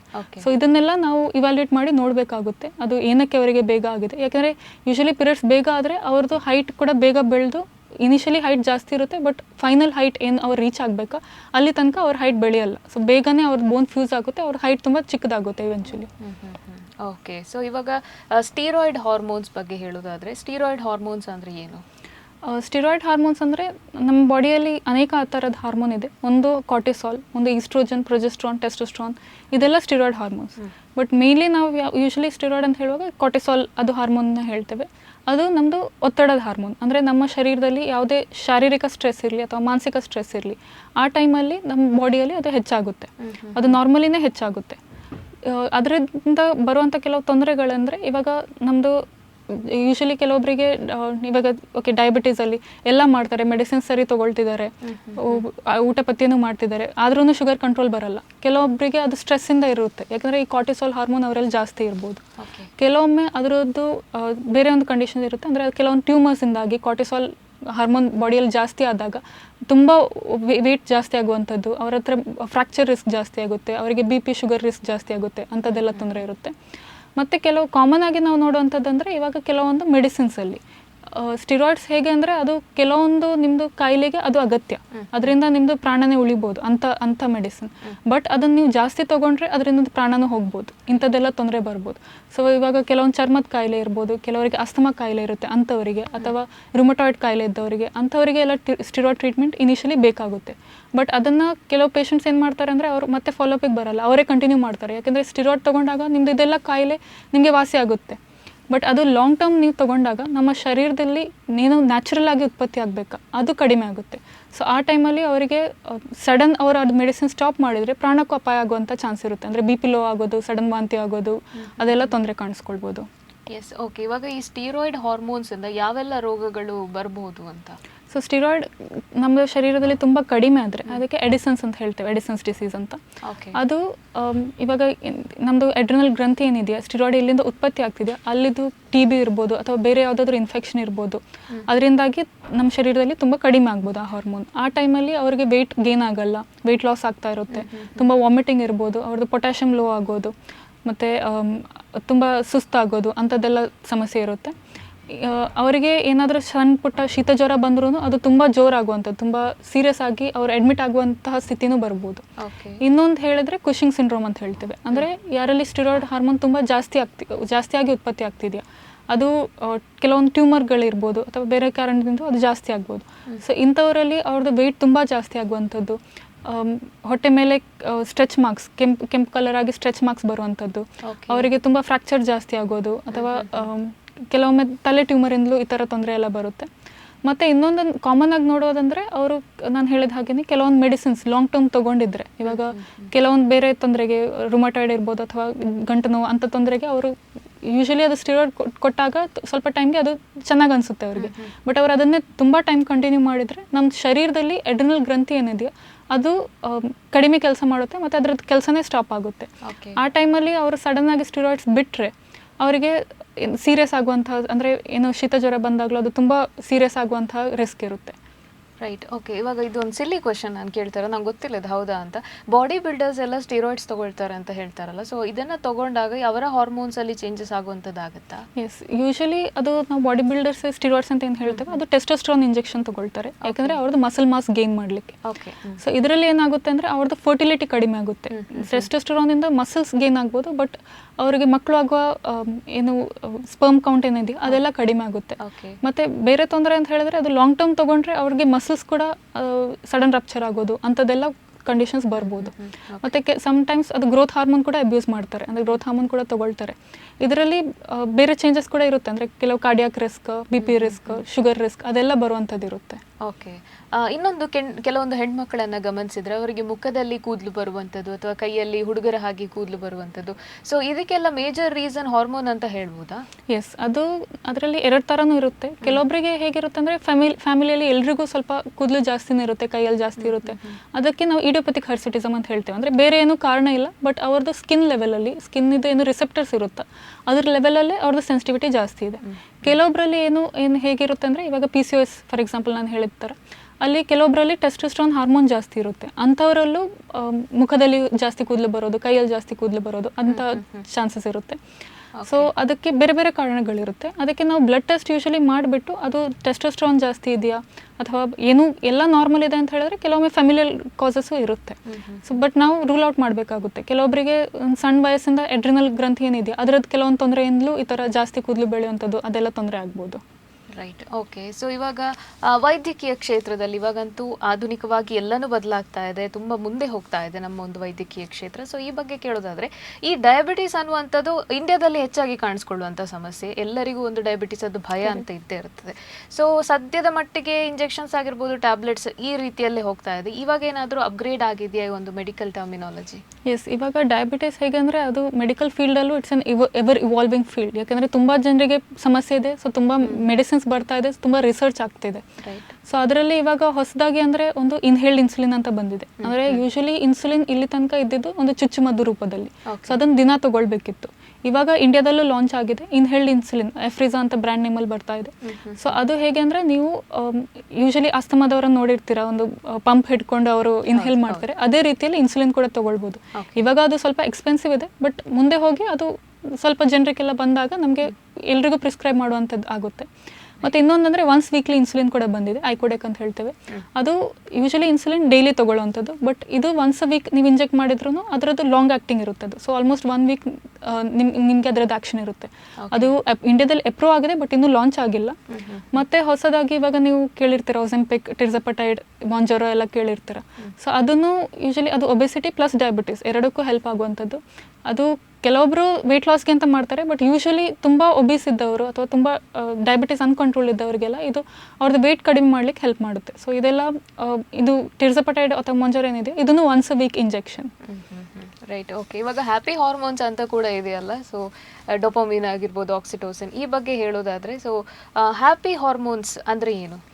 ಅದೇ ಯೂಶಲಿ ಡೋಪಮಿನ್ಗೆ ಹೇಳ್ತೇವೆ. ಅಂದರೆ ನಾವು ಅದು also it is a cause for addiction. ಇವಾಗ ನೀವು ಯಾವುದಾದ್ರೂ ಮೇ ಬಿ ಅದು ನಿಮ್ಮದು TV ಮೀಡಿಯಾ ಇರ್ಬೋದು ಅಥವಾ ಡ್ರಗ್ಸ್ ಇರ್ಬೋದು, ಅದರಲ್ಲೆಲ್ಲ ನಿಮಗೆ ಅದು ಸರ್ಜ್ ಇರುತ್ತೆ ಬಾಡಿಯಲ್ಲಿ. ಸೊ ಅದಕ್ಕೋಸ್ಕರ ನಿಮಗೆ ಅದರ ತುಂಬ ಖುಷಿ ಕೊಡುತ್ತೆ, ನಿಮಗೆ ಅದನ್ನು ಮತ್ತೆ ಮತ್ತೆ ಅದನ್ನೇ ನಾವು ಮಾಡಬೇಕು ಅಂತ ಅನಿಸುತ್ತೆ. ಸೊ ಅದಕ್ಕೆ ಯೂಶಲಿ ಡೋಪಮಿನ್ಗೆ ನಾವು ಆ ಥರ ಹೇಳ್ತೇವೆ, ಅಂದರೆ ರಿವಾರ್ಡ್ ಹಾರ್ಮೋನ್ ಅಂತ ಹೇಳ್ತೇವೆ. ಅಂದರೆ ನೀವೇನು ಮಾಡಿದ್ದೀರಾ ಅದರಲ್ಲಿ ನಿಮಗೆ ತುಂಬ ರಿವಾರ್ಡಿಂಗ್ ಫೀಲಿಂಗ್ ಇರುತ್ತೆ, ಒಂದು ಸಂತೋಷ ಬರುವಂಥದ್ದು ಅದಕ್ಕೆ. ರೈಟ್, ಸೊ ಹಾರ್ಮೋನ್ಸ್ ಅಂತ ಹೇಳಿದ ಕೂಡಲೇ ಬರೀ ನೆಗೆಟಿವ್ ಮಾತ್ರ ಅಲ್ಲ, ಪಾಸಿಟಿವ್ ಇದೆ ಅಂತ ಹೇಳ್ಬೋದು. Right, okay. ಸೊ ಆಲ್ಮೋಸ್ಟ್ ಕಾರ್ಯಕ್ರಮದ ಕೊನೆ ಹಂತದಲ್ಲಿದ್ದೇವೆ. ಯಾರೇ ವೈದ್ಯರು ಬಂದರೂ ಕೂಡ ನಾವು ಕೇಳುವಂಥದ್ದು ನಮ್ಮ ವೀಕ್ಷಕರಿಗಾಗಿ ಒಂದು ಸಂದೇಶ. ಸೊ ನಿಮ್ಮ ಒಂದು ಮೆಸೇಜ್ ನಮ್ಮ ವೀಕ್ಷಕರಿಗಾಗಿ. ಇವಾಗ ತುಂಬ ಜನರಿಗೆ ಹೆದರಿಕೆ ಇರ್ಬೋದು, ನಮ್ಮದು ವೆಯ್ಟ್ ಜಾಸ್ತಿ ಇದೆ ಅಥವಾ ನಮ್ಮ ವೆಯ್ಟ್ ತುಂಬ ಕಡಿಮೆ ಇದೆ, ನಮಗೆ ತೊಂದರೆ ಬರುತ್ತಾ ಅಂತ.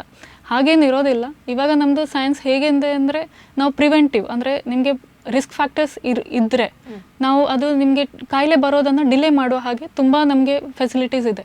ಸೊ ಹಾಗಾಗಿ ಇದೆಲ್ಲ ಕೇಳಿಬಿಟ್ಟು ಏನು ಹೆದರುವಂಥ ವಿಷಯ ಅಲ್ಲ. ಬಟ್ ನಾವು ಸ್ವಲ್ಪ ಅವೇರ್ನೆಸ್ ಇರಬೇಕು ನಮ್ಮ ಹತ್ರ. ನಮಗೆ ಈ ಥರ ಎಲ್ಲ ಲಕ್ಷಣ ಕಂಡುಕೊಂಡಾಗ ನಾವು ಬೇಗನೆ ಅದನ್ನು ಐಡೆಂಟಿಫೈ ಮಾಡಿ ಒಂದು ಡಾಕ್ಟ್ರನ್ನ ಸಲಹೆ ತೊಗೊಂಡ್ರೆ ನಮಗೆ ಡಯಾಬಿಟೀಸ್ ಇರಲಿ, ಥೈರಾಯ್ಡ್ ಇರಲಿ, ಅದೆಲ್ಲ ಬರೋದನ್ನು ನಾವು ಸ್ವಲ್ಪ ಡಿಲೇ ಮಾಡ್ಬೋದು. ಅಥವಾ ಕೆಲವೊಂದು ಡಿಸೀಸಸ್ ಕ್ಯೂರ್ ಕೂಡ ಇರುತ್ತೆ.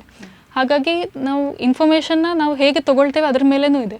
ಮತ್ತು ಮೇಯ್ನ್ಲಿ ಇವಾಗ ನಮ್ಮದು ಲೈಫ್ ಸ್ಟೈಲ್ ಅಂದರೆ ಅದೊಂದು ನಮಗೆ ಶುಗರ್ ಇಲ್ಲದೇನೂ ಇರ್ಬೋದು, ಬಟ್ ನಮ್ಮ ಇಂಡಿಯನ್ಸ್ ಎಲ್ಲರಲ್ಲೂ ರಿಸ್ಕ್ ಜಾಸ್ತಿ ಇದೆ. ಸೊ ಹಾಗಾಗಿ ಲೈಫ್ ಸ್ಟೈಲ್ ಅನ್ನೋದು ನಮ್ಮದು ಏನು ಡಯಟ್ ಇದೆಯೋ, ಎಕ್ಸಸೈಸ್ ಇದೆಯೋ, ಅದನ್ನು ನಾವೆಲ್ಲರೂ ಫಾಲೋ ಮಾಡಬೇಕು. ಯಾಕೆಂದರೆ ಅದು ಇನ್ ಜನರಲ್ ನಮ್ಮ ಹೆಲ್ತಿಗೆ ಇಂಪಾರ್ಟೆಂಟ್. ಕಾಯಿಲೆ ವಿಷಯನೂ ಅಲ್ಲ, ಬಟ್ ನಮ್ಮ ಹೆಲ್ತಿಗೆ ಇಂಪಾರ್ಟೆಂಟ್. ಸೊ ಅದನ್ನು ನಾವೆಲ್ಲರೂ ಫಾಲೋ ಮಾಡಬೇಕು ಅಂತ ಹೇಳ್ತೀನಿ. Doctor, thank you so much. ನಿಮ್ಮ ಬ್ಯುಸಿ ಶೆಡ್ಯೂಲಲ್ಲಿ ಎಂಡೋಕ್ರೈನಾಲಜಿ ಎಸ್ಪೆಷಲಿ ತುಂಬ ಒಳ್ಳೆ ಟಾಪಿಕ್, ತುಂಬ ಡೀಪ್ ಇದೆ ಈ ಟಾಪಿಕನ್ನು ಅರ್ಥ ಮಾಡ್ಕೊಳ್ಬೇಕು. ಸೊ ಯೂಶ್ವಲಿ ಎಲ್ಲರಿಗೂ ಬರುವಂತಹ ಸಮಸ್ಯೆಗಳನ್ನೇ ನೀವು ಆ್ಯಕ್ಚುಲಿ ಹೇಳಿರುವಂಥದ್ದು, ಒಬಿಸಿಟಿ ಆಗಿರ್ಬೋದು, ಡಯಾಬಿಟಿಸ್ ಆಗಿರ್ಬೋದು, ತುಂಬ ನೀಟಾಗಿ ಎಕ್ಸ್ಪ್ಲೇನ್ ಮಾಡಿದ್ರಿ. Thank you so much. Thank you.